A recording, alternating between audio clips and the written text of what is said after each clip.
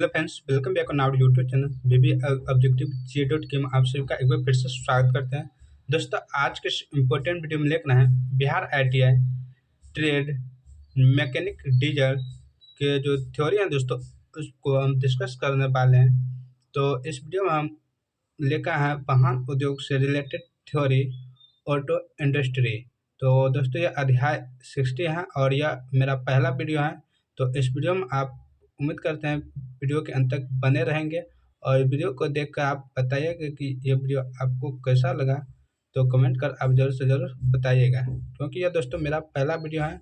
और हम तो चलते हैं अपने टॉपिक और इस वीडियो का जो यहाँ पे दोस्तों वाहन उद्योग का परिचय यहाँ पे दिया हुआ है। तो परिचय सबसे पहले देख लेते हैं क्या कह रहे हैं कि किसी भी राष्ट्र का वाहन उद्योग उसी अर्थव्यवस्था का महत्वपूर्ण अंग होता है। कह रहे हैं कि किसी भी राष्ट्र का वाहन उद्योग जो है उसी देश का अर्थव्यवस्था का क्या है, महत्वपूर्ण अंग है। कि उसमें जब कुछ भी होगा तो उस देश अर्थव्यवस्था पर निर्भर करेगा। ये बढ़ेगा तो फिर ये बढ़ेगा, इस पर कमी होगी तो इस पर भी कमी होगी। उम्मीद करते हैं, जैसे कहते हैं ना कि शेयर बाजार में गिरावट हो गई है, तो इसमें जब कमी होगी तो अर्थव्यवस्था पर भी भारी नुकसान पड़ेगा। वही कह रहे हैं महत्वपूर्ण अंग है जो उसके क्या कह रहे हैं दोस्तों कि जो उसके आर्थिक एवं औद्योगिक विकास में महत्वपूर्ण भूमिका निभाता है। इस उद्योग का प्रारंभ सर्वप्रथम 1769 ईस्वी में निकोलस जोसेफ द्वारा आविष्कृत भाप से चलने वाली गाड़ी से हुआ है। तो इस उद्योग का यानी वाहन उद्योग का जो प्रारंभ हुआ दोस्तों वो 1769 ईस्वी से हुआ। कब से? 1769 ईस्वी से शुरू हुआ है। और इसके आविष्कारक जो जेप थे, निकोलस जोसेफ थे। तो उम्मीद करते हैं आपको समझ में आ गए होंगे। तो चलते हैं नेक्स्ट की ओर। यहाँ पे इसके पश्चात इस उद्योग से संबंधित निरंतर शोध होने के कारण इसमें दिन प्रतिदिन अत्यधिक उन्नति हुई है, यानी बढ़ोतरी हुई है। इस उद्योग के अंतर्गत यात्री वाहन, मध्यम एवं भारी व्यावसायिक वाहन, यानी कि जिसमें यात्री होता है, दूसरा यात्री और व्यवसाय कर सकते हैं, तीसरा व्यवसाय मतलब सामान सब ढो सकते हैं, जैसे जीप, स्कूटर, मोटरसाइकिल एवं ट्रैक्टर इत्यादि, तथा वाहन के पुर्जे जैसे इंजन के भाग, ड्राइवर एवं संचरण भाग इत्यादि आते हैं। क्योंकि वाहन उद्योग अर्थव्यवस्था से जुड़ा एक वृहत क्षेत्र यानी बड़ा क्षेत्र है। अतः वर्तमान समय में सड़क परिवहन एवं राज्य मंत्रालय द्वारा इसके विकास संबंधित बहुत सी परियोजनाएं जैसे NATRIP यानी national automotive testing and research infrastructure project प्रारंभ की जा रही है। तो चलते हैं आगे। और क्या यहाँ पे कह रहा है कि उपरोक्त वितरण से यह स्पष्ट है कि वाहन उद्योग किसी भी राष्ट्र के लिए कितनी महत्वपूर्ण इकाई है। यानी कि इस सभी से यह पता चलता है कि वाहन जो है वो किसी राष्ट्र के लिए कितना महत्वपूर्ण है, यही पता चलता है। अतः इस अध्याय में वाहन उद्योग उससे संबंधित मंत्रालय यानी वाहन और उससे संबंधित जो मंत्रालय हैं एवं इस उद्योग के विकास से संबंधित विकास परियोजना को एकीकृत किया गया है इस चैप्टर में। तो और चलते हैं आगे। यहाँ पे पहला कह रहा है कि वाहन उद्योग का इतिहास, हिस्ट्री ऑफ ऑटो इंडस्ट्री। तो यहाँ पे कह रहा है भारत एवं विश्व के अन्य देशों के संबंध में ऑटोमोबाइल अथवा वाहन उद्योग के विकास को निम्न पदों में सरलता से समझा जा सकता है। पहला, इस उद्योग के अंतर्गत सर्वप्रथम 1769 ईस्वी में तीन पहियों पर चलने वाली गाड़ी का आविष्कार एक फ्रांसीसी कैप्टन कहाँ के थे? फ्रांसीसी कैप्टन थे निकोलस जोसेफ इसने शुरू किया था। दूसरा में कह रहा है इसके पश्चात 1805 ईस्वी में ओलिवर एवान ओलिवर एवान नामक एक इंजीनियर ने 4 पहियों पर चलने वाली मोटर गाड़ी विकसित की है। नेक्स्ट है तीसरा कि 1816 ईस्वी में प्रेग पॉलिटेक्निक के एक प्रोफेसर जोसेफ वोजेक ने एक ऑयल फायर स्टीम कार बनाई जो ऑयल से चलने वाले थे। और यहाँ पे नेक्स्ट दिए हैं कि 1880 ईस्वी में सर्वप्रथम जर्मन तथा फ्रांसीसी इंजीनियरों ने मिलकर इंटरनल कन्वेंशन इंजन के डिजाइन का आविष्कार किया, जिस पर आधारित 3 पहियों वाली गाड़ी का निर्माण सर्वप्रथम एक जर्मन इंजीनियर वेंज द्वारा 1885 ईस्वी में किया गया। तो दोस्तों यहाँ पे चारों जो पॉइंट है इसमें से आपको चारों पॉइंट का जो है यह कौन आविष्कारक थे और किस चीज़ कौन सा वाहन के, तो यह आपको अपने नोटबुक पर नोट कर लेना है। बहुत ही इम्पोर्टेंट क्वेश्चन है। तो नेक्स्ट की ओर चले। नेक्स्ट यहाँ पे दिया हुआ है 5वां दिया है कि इसके पश्चात सन 1886 से 1906 तक विभिन्न देशों जैसे जर्मनी, फ्रांस, अमेरिका, इंग्लैंड आदि के द्वारा मोटर गाड़ियों के डिजाइन को विकसित करने के लिए अनेक प्रयास किए गए, जिसमें उन्हें सफलता भी मिली। और 1909 ईस्वी में अमेरिका के सर हेनरी फोर्ड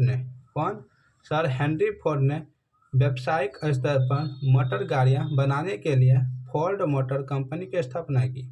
तो फोर्ड मोटर कंपनी के संस्थापक कौन थे दोस्तों? तो सर हेनरी ने कब? तो 1909 ईस्वी में किए। नेक्स्ट इसके अंतर्गत 20,000 मोटर गाड़ियाँ प्रति वर्ष बनाने का लक्ष्य रखा गया, यानी एक वर्ष में 12 महीने में 20,000 गाड़ी बनाना है, यानी मोटर गाड़ी। उसके बाद यही कारण है कि मोटर गाड़ियों को प्रसिद्ध करने का श्रेय फोर्ड मोटर्स को दिया जाता है। नेक्स्ट की ओर चलें। नेक्स्ट यहाँ पे दिया है कि विश्व स्तर पर ऑटोमोबाइल उद्योग का विकास होने के पश्चात भारत में इसकी शुरुआत 1940 ईस्वी के दशक में हुई। तो ऑटोमोबाइल उद्योग का जो विकास हुआ दोस्तों, वो भारत में इसकी शुरुआत कब से हुई? तो 1940 ईस्वी से हुई। स्वाधीनता से पूर्व भारत में मोटर गाड़ियों का आयात अमेरिका, इंग्लैंड, फ्रांस आदि देशों से किया जाता था। वर्ष 1939 ईस्वी में ब्रिटिश कानून के प्रतिरूप मोटर गाड़ी एक्ट बनाने के पश्चात 1943-44 में तत्कालीन शासन ने सर्वप्रथम हिंदुस्तान मोटर्स मुंबई तथा प्रीमियर ऑटोमोबाइल कंपनी को भारत में मोटर गाड़ियां बनाने की अनुमति प्रदान की। उसके बाद यहाँ पे दिया 8वां में कि स्वतंत्रता प्राप्ति के बाद 1947 के बाद भारत सरकार तथा निजी क्षेत्रों द्वारा वाहन के कल पुर्जों के निर्माण के लिए उद्योग लगाने के प्रयास किए गए, परंतु 1950 तथा 1960 के दशक में लाइसेंस रूल होने के कारण इस उद्योग की वृद्धि दर धीमी हो गई। इसके यानी कि जो गाड़ी का जो कल पुर्जा होता है दोस्तों, जिससे गाड़ी निर्माण होता है, वो उस सब का निर्माण क्या किया? उस निर्माण के लिए एक उद्योग लगाने की व्यवस्था की, प्रयास की।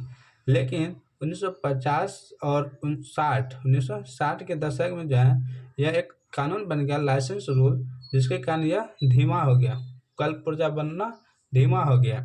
इसके साथ ही वर्ष 1956 में इस परिस्थितियों में परिवर्तन होने के कारण मोटर गाड़ी एक्ट 1939 में संशोधन किया गया है। फिर 1939 ईस्वी में क्या किया गया? संशोधन किया गया है इस लाइसेंस रूल में के नियम में। नेक्स्ट यहाँ पे फिर दिया हुआ है 9वां कि वर्ष 1952 में भारत सरकार द्वारा ऑटो उद्योग के बचाव एवं सहायता की दृष्टि से टैरिफ कमीशन का गठन कर उसे इस संबंध में निर्देश देने को कहा गया। विस्तृत विश्लेषण के पश्चात टैरिफ कमीशन द्वारा दिए गए निर्देश निम्नलिखित थे। क्या निर्देश थे वो देख लेते हैं। पहला निर्देश है गाड़ियों का क्रमबद्ध निर्माण इस प्रकार हो कि सरकारी मंजूरी के 3 वर्षों के भीतर यानी CKD कम्प्लीटली कनोकल डॉन वाहनों के कुल मूल्य का 50% निर्माण देश में ही हो। ये एक कारण था। दूसरा नेक्स्ट है यहाँ पे ऑटोमोबाइल निर्माता स्वदेशी सहायक उद्योगों द्वारा निर्मित पुर्जों को ही मौलिक सहायक युक्तियों के तौर पर वाहनों में प्रयोग करने के लिए खरीदे। यानी कि ऑटोमोबाइल निर्माता जो है वो स्वदेशी सहायक उद्योग द्वारा निर्मित पुर्जों यानी अपने ही देश द्वारा निर्मित पुर्जे मौलिक सहायक उद्योगों के तौर पर वाहनों के प्रयोग के लिए ही खरीदे, अन्यथा नहीं खरीदे, यही कह रहा है। और नेक्स्ट यहाँ पे 10वां दिया हुआ है कि वर्ष 1970 के पश्चात भारत में वाहन उद्योग का विकास प्रारंभ हो गया, परंतु यह विकास प्रमुख रूप से ट्रैक्टरों, व्यावसायिक वाहनों तथा स्कूटरों के निर्माण तक ही सीमित रहा, यानी इससे आगे नहीं गया। उसके बाद है इसके पश्चात 1980 के दशक में जापानी वाहन निर्माता कंपनियों ने भारतीय बाजार में प्रवेश के प्रयास किए और यानी कि आने का प्रयास किया और वर्ष 1981 में भारत में मारुति उद्योग की स्थापना की। तो मारुति उद्योग की स्थापना कब हुई? तो 1981 ईस्वी में। इसके बाद इसके साथ ही इस दशक में अनेक जापानी वाहन निर्माता कंपनियों ने मोटर किलो एवं हल्के व्यावसायिक वाहनों के उत्पादन हेतु संयुक्त उद्यमों की स्थापना की। इसके बाद यहाँ पे दिया हुआ है कि स्थापना की और भारत सरकार ने सुजुकी को छोटी कारों के निर्माण हेतु संयुक्त उद्यम स्थापित करने के लिए चुना। किसको? सुजुकी को। उसके बाद है वर्ष 1951 में प्रारंभ हुए आर्थिक उदारीकरण के पश्चात और साथ ही लाइसेंस रूल के धीरे धीरे कमजोर होने पर कई भारतीय एवं बहुराष्ट्रीय कंपनियां भारतीय बाजार में उद्योग स्थापित करने आई। इसके बाद यहाँ पे फिर दिया है यहाँ से कि नीचे दिए गए सारणी कह रहा है, नीचे दिए गए सारणी में वाहन उद्योग से संबंधित वर्ष 1919 से 1930 तक भारत द्वारा निर्मित देशों से आयात किए गए विभिन्न वाहनों की सूची यहाँ पे दी गई है। तो किस वर्ष में कौन सा वाहन कितना आया यही तो यहाँ पे दिया हुआ है। वर्ष 1919 से 20 में यात्री वाहन 9,925, कम सीरियल वाहन 1229 और मोटरसाइकिल 2332। इसी तरह यहाँ से यहाँ तक बना हुआ है लिस्ट। और उसके बाद यहाँ पे नेक्स्ट टॉपिक इसका बन गया है कि वाहन उद्योग का विकास यानी डेवलपमेंट ऑफ ऑटोमोबाइल इंडस्ट्री। इस वाहन उद्योग का विकास कैसे हुआ यह जानते हैं। तो भारत में वाहन उद्योग की निरंतर प्रगति होने के कारण उपभोक्ता का पर्याप्त मात्रा में होना, यानी कि जो भारत में उपभोक्ता है वाहन लेने के लिए ढेर सारे खरीदने वाले ढेर सारे व्यक्ति थे, तो इसी कारण यह निरंतर बढ़ती गई इसकी प्रगति और यह वाहन उद्योग चलते गया। शुभ अवसरों पर वाहन खरीद का प्रचलन भी इस उद्योग की वृद्धि का एक अन्य कारण था। यानी कि जैसे हम लोग खरीदते हैं ना कि नया साल में कभी कभी खरीदते हैं, धनतेरस में सबसे ज़्यादा बिकता है वाहन। आप जानते होंगे कोई कहता है कि धनतेरस में मोटरसाइकिल लेंगे, कोई कार लेता है, कोई इसी तरह वह प्रचलित हो गया। कारण शुभ अवसर पर वाहन खरीद का प्रचलन भी इस उद्योग की वृद्धि का एक कारण था। भारत एशिया का चतुर्थ यात्री कार बाजार होने के साथ ही सर्वाधिक मोटरसाइकिल निर्माताओं वाला देश भी है। तो सर्वाधिक मोटरसाइकिल निर्माता वाला देश कौन सा है? भारत। सबसे ज़्यादा मोटरसाइकिल कहाँ पे बिकता है? तो भारत में। इसके बाद भारत में इस सेक्टर की स्थापित उत्पादन क्षमता 95,40,000 वाहन प्रति वर्ष है। यानी कि एक वर्ष में इतना वाहन उत्पादित होता है यानी बनता है, जिनमें 15,90,000 4 पहियों वाले वाहन यात्री कारों सहित यानी यात्री जिसमें बढ़ते हैं, और 89,50,000 2 और 3 पहियों वाले वाहन हैं। इसके बाद यहाँ पे भारत के संबंध में यदि कारों के विकास विषय में बात करें, यानी भारत के संबंध में कारों के विषय में जो बात करें तो स्थिति कुछ इस प्रकार है कि भारत विश्व में छोटी कारों के सबसे बड़े उत्पादकों में से एक है। यानी छोटा कार जैसे न्यूयॉर्क टाइम्स, छोटा कार जैसे सुजुकी, जो छोटा छोटा 4 चक्का होता है ना, उसी तरह के कार। उसके बाद यहाँ पे न्यूयॉर्क टाइम्स के अनुसार भारत के मजबूत इंजीनियरिंग आधार, कम लागत है और इधर दक्ष कारों के निर्माण में विशेषता के कारण अनेक वाहन निर्माता कंपनियों जैसे Hyundai Motors, Nissan, Toyota, Volkswagen तथा सुजुकी के उत्पादन सुविधाओं का यहाँ विस्तार हुआ है। कहाँ? भारत में। बस 2008 में अकेले हुंडई मोटर्स ने ही भारत में निर्मित कंपनी 2,40,000 कारों का निर्यात किया है। कौन? हुंडई मोटर्स जो है, जिसे हुंडा कहते हैं दोस्तों, हुंडई मोटर्स, इसने अकेले कितना 2,40,000 कारों का निर्यात किया है, यानी बेचा है। वहीं निसान मोटर्स ने योजना वर्ष 2011 तक अपने संयंत्र में बनी 2,50,000 कारों को निर्यात करने की थी। इसी प्रकार जनरल मोटर्स की योजना भी भारत में बनने वाली 50,000 कारों के निर्यात की थी। सितंबर 2009 में फोर्ड मोटर ने 50 करोड़ अमेरिकी डॉलर की लागत से 2,50,000 कारों की वार्षिक उत्पादन क्षमता वाले संयंत्र की स्थापना की और अपनी योजना घोषित की। कारों का निर्माण भारतीय बाजारों में बिक्री के साथ साथ निर्यात के लिए भी किया जाता है। फोर्ड कंपनी के अनुसार संयंत्र की स्थापना भारत को कंपनी के भौगोलिक उत्पादन का केंद्र बनाने की योजना का हिस्सा है।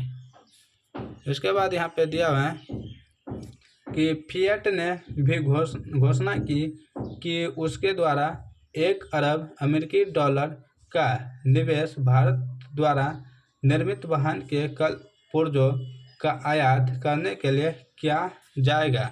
यह कहा, और आज का वीडियो यहीं